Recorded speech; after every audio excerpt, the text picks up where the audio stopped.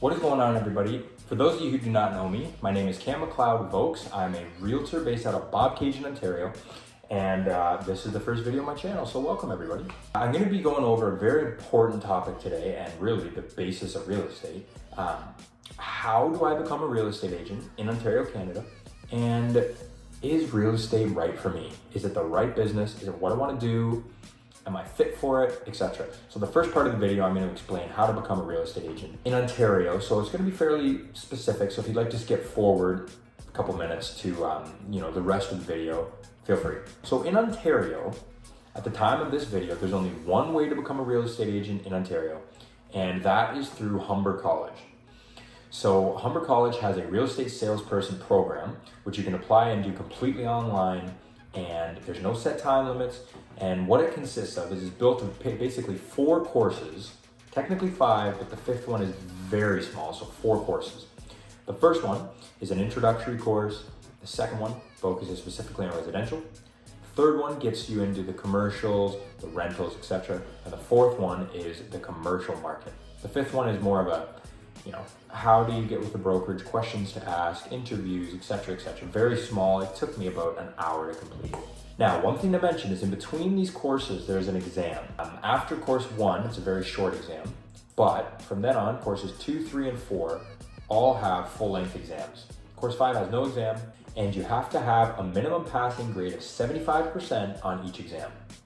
Now, the other thing that is in between the courses, only 3 and 4, is the simulation sessions. And what these are, they're very informative and they're very good, and they apply very well to the real world of real estate.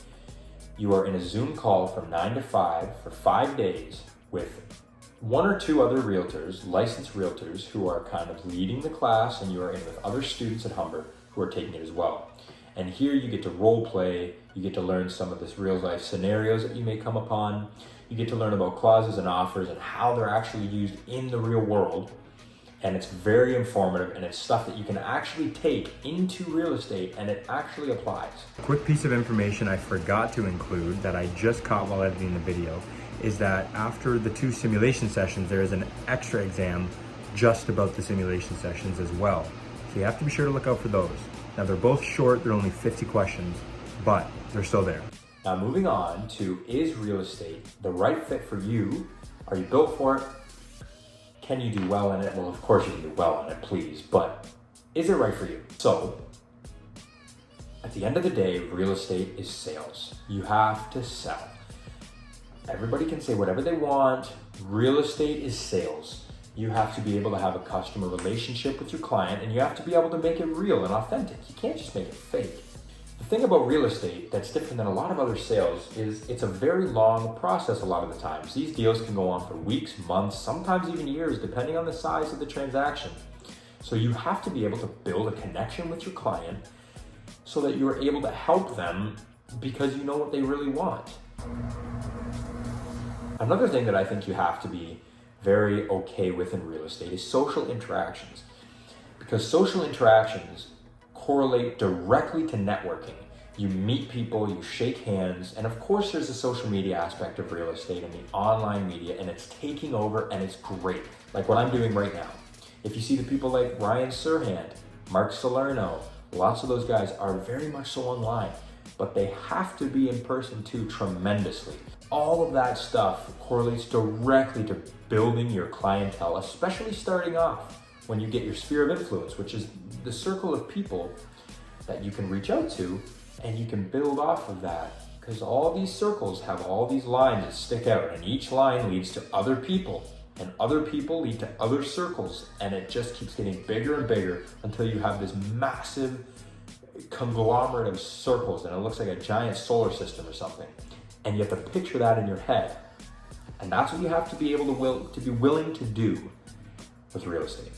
Now, the last thing that you have to be comfortable with in real estate, and I do think that this is very important, I briefly just touched on it, is the social media aspect. You have to be able, in today's age, you have to be able to be present on social media, post yourself, post your listings, post things happening in your community, talk about the weather today in the community, talk about anything that interests you because other people that are interested by it will naturally gravitate to it.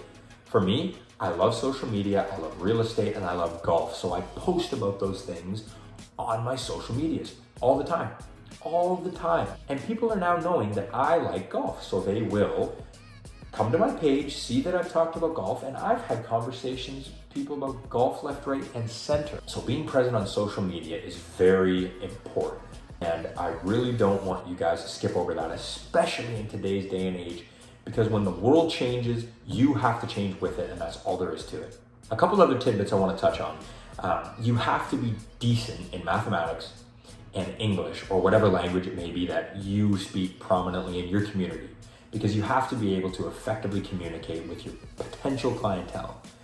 If you can't do some very simple, quick mathematics on the top of your head, that's gonna be a bit of an issue. Another thing that you should be decent at is time management, because you don't have a boss in this business for the most part. It's not a typical 9 to 5. You don't have a half an hour lunch.